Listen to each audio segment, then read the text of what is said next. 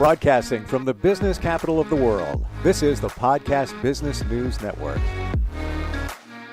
And welcome back, everyone. There's a little something here for everybody as we begin with him. He is well established in helping parents and children for many years as a school psychologist in California. And today we're going to look at some challenges that parents and their children have, but also the career path, because we've inspired, apparently. He's inspired. We've got the emails from viewers and listeners that are interested in getting into this field. He is Dr. Allan Gold, back with us on the program. How are you doing today? Fine, thank you. Enjoying nice weather in San Francisco for a change. You know, I've been watching that, and you went to Berkeley. Am I right in remembering that? Yes, yes. I'm trying to remember where Berkeley came up. I think it was last night. I was reading something. It was a reporter. That's what it was. It was a reporter for CNBC. I'm in the media, so I'm looking on LinkedIn. But Berkeley shows up all the time. My gosh, where have I been? Yeah. Wow. Let's start there, because we are talking about career predominantly today. For you, Berkeley, tell us your school journey within that school. Oh, it was an absolutely wonderful journey. I went there as an undergraduate from 1963 to 67, right in the beginning and middle of the Vietnam War. And so I learned probably more outside of class than I did inside of class. Not really, but certainly I was politicized and participated in protests against the war, and so that was all extremely interesting. It's when I was a sophomore, they had the free speech movement that started when there was some resistance to having students or other organizations actually be able to, publicize themselves. So I learned all about that. Yeah, so that was wonderful, and I think I've said before I majored in math, but and started a PhD program in statistics, but had to stop that because I had to join the Army Reserve because it was in the middle of the Vietnam War, Sure. and I was exposed to school psychology and changed my career, and I loved my graduate program in school psychology for 5 years till I finished my PhD.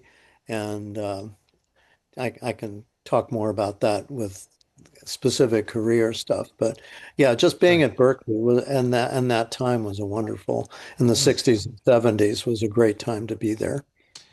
Just in general, now that you're saying it, from what I remember, like I grew up in the '60s. It was a different time, blending from the '60s to the '70s. The mindset, there was a lot of transition going on there, so I can Oh imagine yeah. what that must have been like then.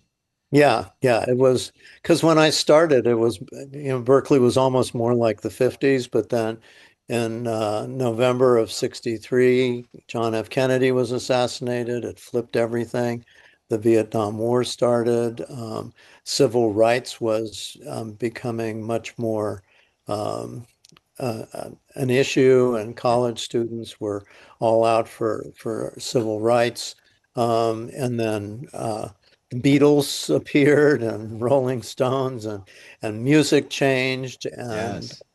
and in the 70s disco happened. It was and actually even I might say marijuana became popular. Hmm. Uh, I had my first eating of it when I was a senior in college, but then up until that point, it was never in high school or anything like that. So the society changed 180 degrees from the early 60s to the late 60s and then the mid 70s. So, women's rights, gay rights, African American rights, everything changed, and Berkeley was a focal point of that.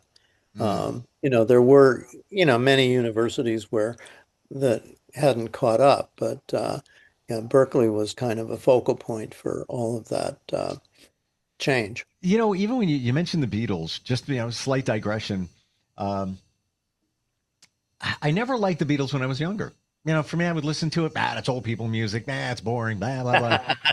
Now, amazing. Even just to put on headphones and just the production value, the lyrics. But what really stands out for me in roughly 5, maybe 6 years, what they accomplished from recording, touring, women, drugs, all of that, and then the change in their music.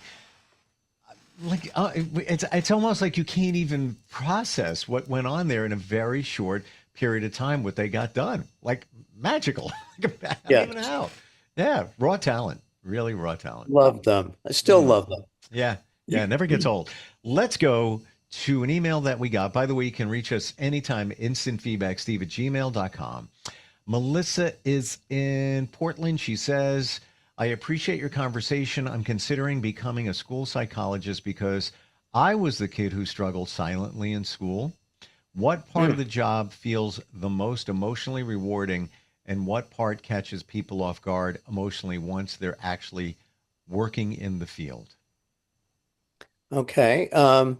Well, I think the connections that a school psychologist is able to make with kids is, so emotionally satisfying.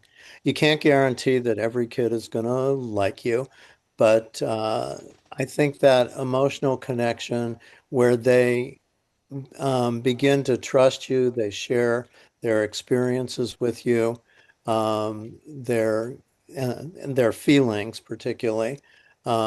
It really gives you an opportunity to connect with them and to help them.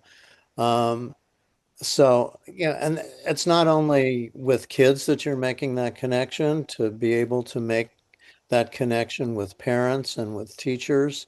And just the I want to almost say love, the love and respect that um, people show you, that's so emotionally rewarding. It's not the money that you get, although, it's reasonable pay as an educator, but educators, in my opinion, should get a lot more money because they work so hard. But Mm. anyway, aside from that, it's the emotional satisfaction, and particularly when you see changes in kids, when you see that they're dealing with a difficult issue, when you see that they really want to change, when you work out some interventions with them. All of Mm. those are just very, very satisfying uh, experiences, and my experience, even later on as an older man, when kids would write Post-its and leave them on my desk. We need to see you, Dr. Gold. Mm. And I loved it. Because it felt that, and still, even if I have former students now, or parents who care about my opinion and want my advice, it's very, very satisfying. The the second part of her question, what gets you? I think you can't always predict what's going to be. Um, how did she word that? Do you want to She word says, that? what part catches you off guard emotionally once you're actually working in the field? So maybe Yeah, things that you yeah, didn't expect. yeah. I think what gets you emotionally is when you deal with a situation that you've never experienced yourself, that a Mm. child has. Like if a child is being abused and you weren't, that can be.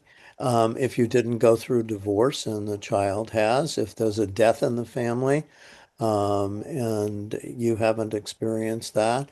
Um, I think other things that can be upsetting is if you've tried really hard to make a connection with the kid and the kid simply doesn't talk to you and doesn't share. It's very easy to blame yourself, because, oh, well, I don't have all the right strategies here. I don't know, maybe this kid doesn't like me. So it's absolutely to be expected that something will happen. Or if a parent is very resistant and mean to you, Mm. um, that happened rarely, but it would happen where you'd be dismissed by a parent. A parent would not agree to anything that you said. Um, so in order to be prepared for those kind of things, if you can be prepared at all, I've often said this, is that one has to maintain a reasonably strong self-esteem. That doesn't mean that you say to yourself, "Oh, I know everything. This person's crazy," or "This kid's no good." Um, but what it means is, well, I can still learn. This is a challenging situation. I'll talk to maybe other school psychologists or a private psychologist or psychiatrist, other people at school, and see what I can do to change how I approach this situation. Often, and particularly parents, they'll have a response to a child's particular behavior, and they'll just do more of it. So, oh, I've got to be more powerful with all this until, and it doesn't work. Now that I won't say that never works, but Mm. um, often we don't switch tactics. If something doesn't work and you've tried it and you've tried more of it and it doesn't seem to work, then you really need to think about, okay, how can I do this differently? How can I approach this in a different way? And certainly for the school psychologist, if they keep trying the same tactic with a student or with a parent and it's not working, they really need to self-brainstorm or brainstorm with other people or do research. How else can I handle this situation? How do you Maybe, handle the situation, Alan, when you make a recommendation? You know in your heart this is the right recommendation based on everything presented from the child to the situation to the parents, the teachers, and the parents not having it. yeah. They don't agree, and that's the way it is. Well, I often told myself that things may get worse before they get better. And Mm. that's hard to do. I mean, if I really try, I think the most typical one of those would be strongly recommending medication for a kid with ADHD. And there are parents who just didn't want to do that. And I understood that. They didn't want to medicate their kids. But, I would say, well, let's keep an eye on it. Let's try some other strategies like contracts or things like that. Um, and if nothing works, well, let's check in another 4 months and see how things are going. Um, and I would also ask, explain to me why you're so much against this particular intervention. Kind of make that connection with parents to say, it's a little confusing to me. I'm certainly open to lots of different kinds of interventions, but um, I just want to understand your point of view, mom and dad, so that we can think of something that's more compatible with what you want. What are you willing to do? Maybe they don't even accept the fact that their kid has a particular diagnosis. And Mm. so if the parents are willing to talk to you and share, for example, we're both smart people. How can we have a kid with an IQ of 80? That sort of thing. You must have made a mistake in your testing. And, so who knows, Mm. or, neither of us are autistic. How can you say that my son is autistic? And, so sometimes you have to give evidence. He said, I'll try this. And I would say, if you want to have another person test, assess your child, then go ahead and do it. We'll put all the information together. So, parents, if you really look at how parents feel, they're very protective of their kids.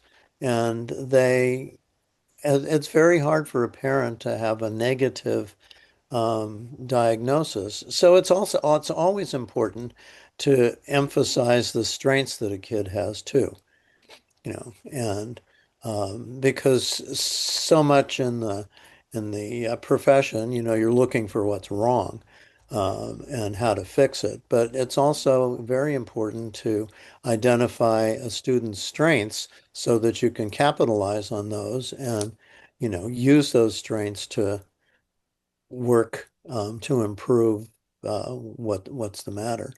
But like I said, parents don't want to hear negative things about their kids, and that's extremely hard. Hmm. Uh, I mean, it's so easy to go into denial. You don't want to believe what you're hearing because yeah, it doesn't add up.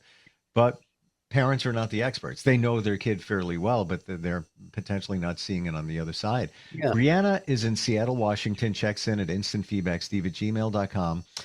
Interesting question here. She says, how do you avoid becoming emotionally numb after hearing constant stories about trauma, neglect, bullying, anxiety, and family issues? That's an excellent question. And I think numb is like you don't care or you're not impacted at all. So there is a sort of a compromise. You don't want to be totally wiped out by everything that you hear, and yet you don't want to be numb and non-reactive. So it takes some self-work and effort to be able to still have empathy, to still feel for the child or the parents or whatever, because of whatever's going on. But you also don't want to have it destroy you. Like I can't go to sleep. All I'm doing is thinking about this kid. So it's really an excellent question. And sometimes even after many, many years of work, I would be affected by Mm, um, a terrible situation, maybe that I hadn't dealt with before or something like that. Um, but over time, you realize it's not like you can't think about um, what interventions or solutions you might propose, but maintaining your own kind of emotional stability is important. But on the other hand, you don't want to not care about that person. You don't want to numb yourself. I don't know if there's a super strategy. That's why therapy is really mm, good for a school psychologist because you can talk about these things. You can um, learn how to compartmentalize them. When you're there, when you're with the child, you absolutely pay attention and you focus and you empathize and you express your caring and concern. But then when you're doing something else, it's not numbness. It's just, I call it compartmentalization. When you need to have all that empathy and caring and emotional feeling and connection, you do it. But mm. then when you're not there, you find a way to do whatever else you have to do and to take care of yourself. In some regards, it reminds me of a really good friend of mine. He's an EMT. So he sees it's different, but it's similar in Sure. he sees different situations every day, and some of them, if he starts to explain a little bit, I'm like, oh, whoa. I mean, how do you deal with that? And they deal Um, with it. Yeah. I guess you get used to dealing with it, and it's not that you've become numb; you've got used to dealing with it. Maybe Yeah. that's maybe it's as simple as that. I'm not Yeah. minimizing anything, but No, no, uh, that's an excellent example because when you think about the crises that EMTs have to deal with, or doctors, sure, how do surgeons deal with, or just regular doctors dealing with diagnosis of cancer or yeah. horrible accidents that happen to people. Um, it's no, it's an extremely good question. And some doctors and probably with EMTs, the patient may not be conscious, but with doctors, there's some with really good bedside manner and they care about you, and others do seem sort of numb. It's like, they've dealt with this a million times, and they don't express the caring and concern that the patient has with the Mm. diagnosis. I can't believe I'm looking at the time because I have more questions, but I did Well, want to we pivot. started a little late today, so. Well, we also talked about the Beatles, so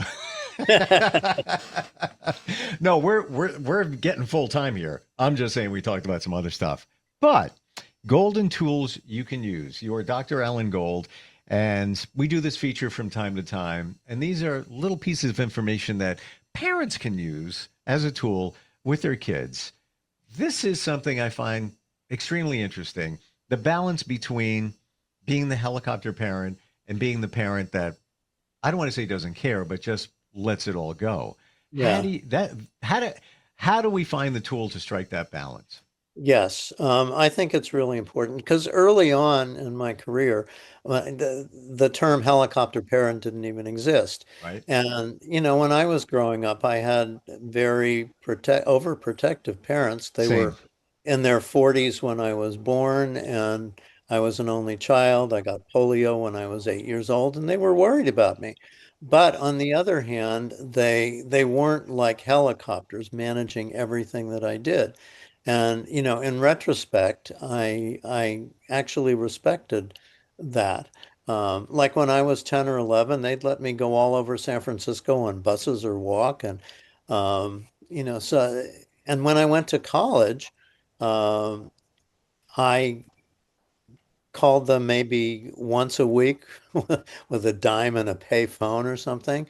And, I didn't ask them for advice about everything. And in more recent years, I've talked to parents who had kids in college and they still had younger kids. And they would talk to their kid every day Mm, who would ask them, "Oh, mom, how do I deal with this?" And, you know, the helicopter parenting, I realize parents are frightened of what could happen to kids. Kids didn't get kidnapped so much when I was young or anything like that. Even abuse wasn't particularly mentioned, but I think parents, they certainly have a right to care and be concerned about their kids. But what I've seen with helicopter parenting is that kids do not learn how to solve problems. mm, Um, when I was in college, and I'm not talking about big major problems, but, even little problems. When I was in college, I had to figure out how to deal with my schedule. I had to figure out how to deal with washing clothes and getting along with people and activities and all that. So, I learned to solve these things myself, even dealing with money. Um, so I think it's very important that parents find a way to let their kids make mistakes and correct themselves, to learn independence.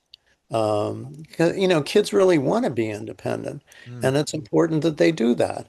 Now with all the technology, they have plenty of contact with their friends. Now, of course, when I was growing up, when you were growing up, we didn't have cell phones. So parents couldn't know where we were every minute of the day. And mm, I think it's useful. One could make the argument, well, I just need to know where my kid is. They need to be able to contact me if they need me. But on the other hand, if they didn't have a cell phone, would they be able to solve a problem? Now, if they were in physical danger, yes, it's important to be able to do that. Uh, so, it's not an easy um,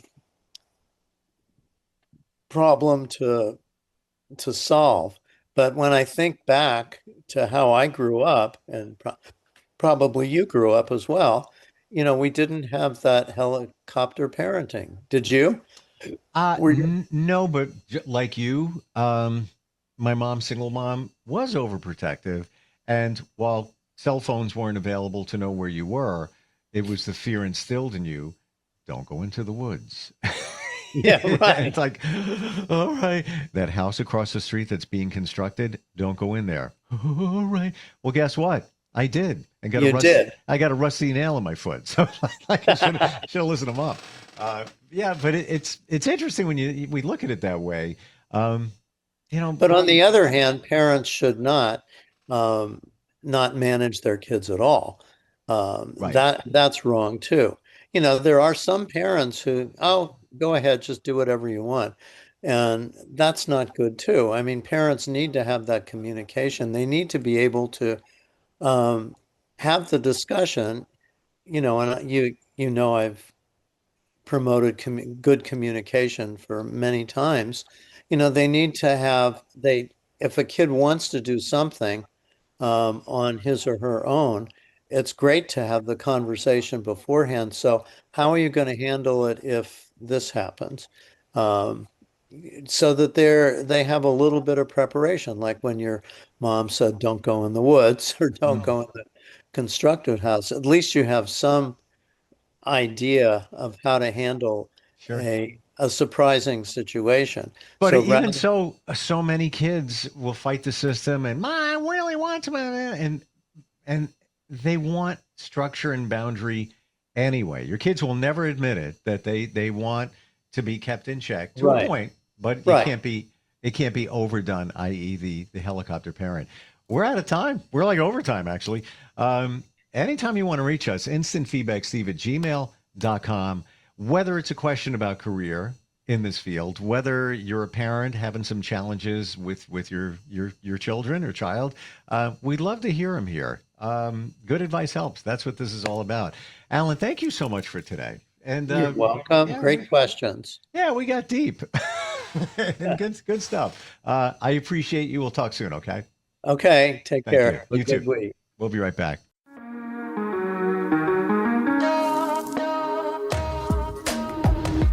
Broadcasting from the business capital of the world, this is the Podcast Business News Network.